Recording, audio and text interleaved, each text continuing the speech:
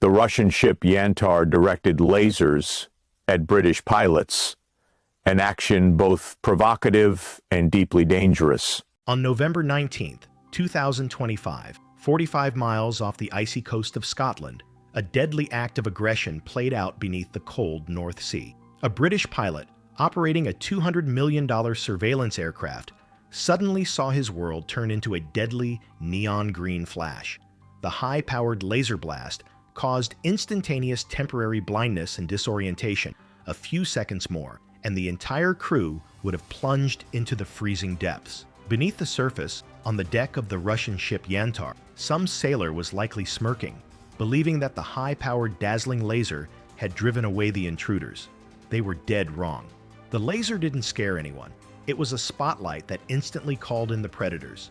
And the predator this time was a perfectly coordinated US Navy trap that Moscow never saw coming. First, the location. The Yantar was deep inside the UK's exclusive economic zone, precisely targeting the throat of the global internet. This stretch of water is where vital undersea fiber optic cables, like Cantat3 and Atlantic Crossing 1, lie dormant. 97% of all global financial data, work emails, and streaming media run through these submerged arteries. If Russia cuts them, Wall Street goes dark, e-commerce stops, and a catastrophic financial collapse ensues. This wasn't a fishing ground. It was the master circuit breaker of the entire Western economy. The Yantar, Project 22010, is officially an oceanographic survey vessel. But in NATO naval terminology, that is a euphemism for a cable-cutting spy ship. It belongs to the Russian Main Directorate of Deep Sea Research, designed to gather intelligence and prepare for underwater sabotage. It carries multi-frequency sonar, seismic gear, and its nastiest weapons. 2 deep-diving submersibles, the AS-37 Russ and AS-39 Consul, capable of diving to 6,000 meters. Their robotic arms are engineered specifically to clamp onto and snip fiber optic cables. That night, the Yantar was confirming its lengthy rap sheet. It had been spotted near the Nord Stream pipeline before its explosion, and had spent years loitering near key Atlantic infrastructure. Since early November, it had turned off its automatic identification system, AIS, the ship's radio license plate, a clear sign of shady activity. But the most suspicious thing was its movement, a slow, meticulous zigzag pattern at 3 to 5 knots.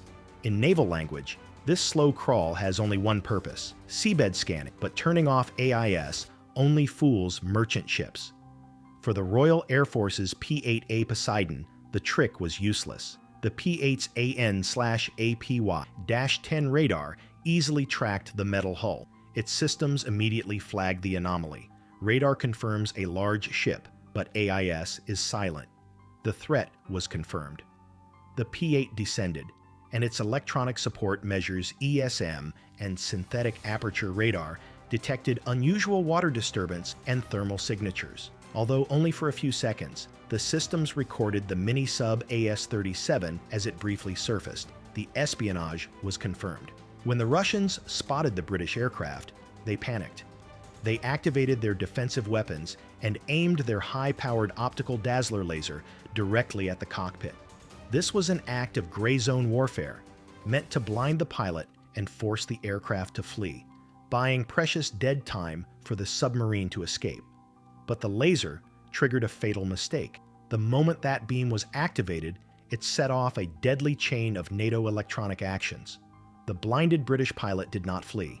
He executed NATO's Iron Discipline Protocol. He pulled the aircraft soaring upward to escape the laser's lethal range, but just before turning away, he dropped a series of sonobuoys and uploaded the target's full coordinates to the Link 16 network.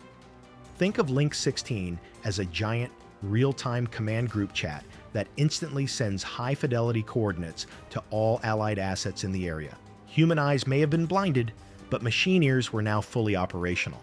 The recipients of that message were waiting. The US Navy maintains a policy of persistent presence in the GIUK gap, the bottleneck Russia's northern fleet must use to reach the Atlantic. They don't need to be called, they just flip on the lights when trouble starts. At the bottom of the sea, the attack submarine USS Indiana, a Virginia-class boat, was already lying in wait.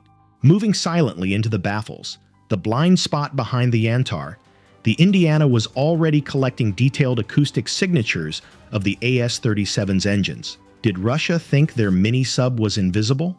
To a sonar technician on a Virginia-class boat, the sound of the Russian mini-sub's engines was as loud as a blender. The Indiana was tracking the sub's trajectory in absolute silence. Russia's biggest mistake, however, was in the sky. To accurately aim that laser, the Yantar had to activate its navigation and high-powered targeting systems, and the moment they turned that radar on, they created an electronic scream that shattered the silence of the electromagnetic spectrum. At 35,000 feet, another U.S. Navy P-8A, flying in absolute silence on a SIGINT, signal intelligence mission, heard that scream. The plane's AN/ALQ-2113 system acted as a crime scene recorder, capturing the live fingerprint, the exact frequency, pulse rate, and bandwidth of the Russian radar. Link 16 provided the address. The SIGINT data provided the key to neutralizing the opponent. The Russians thought they bought 15 minutes of silence. In reality, they just handed NATO the entire blueprint to neutralize them. The AS-37 was in the water, and the Yantar's captain was holding his breath. This is where the U.S. started the psychological games. The U.S. Navy P-8, still hiding in the darkness, suddenly sent a narrow-band radar pulse, simulating a targeting lock straight into the area. It didn't attack. It simply brushed the Yantar's antenna and vanished. This was the knock, a cold message delivered in pure data. I know exactly where you are.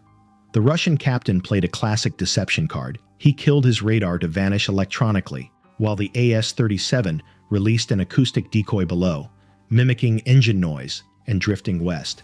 Russia hoped the American sub would chase the ghost. They forgot who they were dealing with. The USS Indiana executed a reverse track maneuver, a perfect feint that allowed the American sub to slip into the dead water, 900 yards right off the Yantar's stern.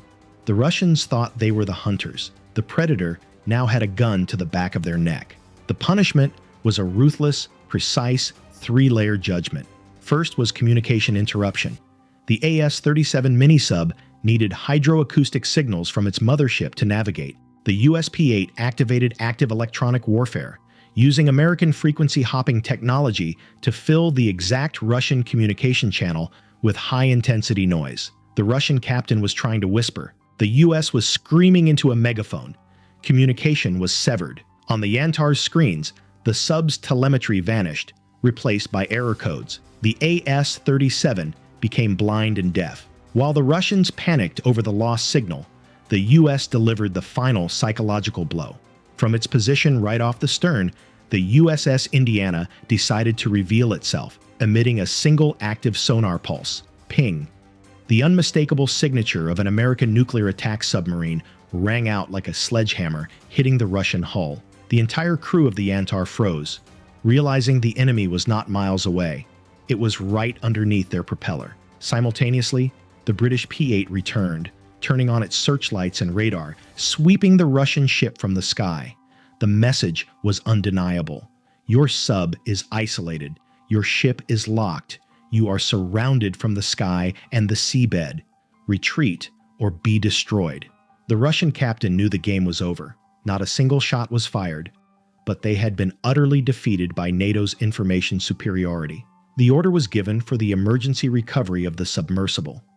The Yantar turned its nose north, limping home like a beaten dog, its crew frantically hauling the AS-37 back onto the deck like thieves caught red-handed. The British and American P-8s flew wing to wing, escorting the unwanted guest out of the EEZ. This was a devastating victory. The lesson was the failure of a muscle mindset, the aggressive laser, against an information mindset, multi-domain integration. Russia brought a 20th century weapon. The US responded with the 21st century sensor grid. We proved you can blind a pilot, but you cannot hide from the combined sensor grid of the United States Navy. This interception didn't just save a fiber optic cable. It was a stark reminder that the arteries of the Western economy are guarded by the quietest, most dangerous warriors on Earth. When challenged, the U.S. Navy eliminates the threat and continues its mission. Those minutes delivered an eternal message. In modern warfare, He who controls the information controls reality.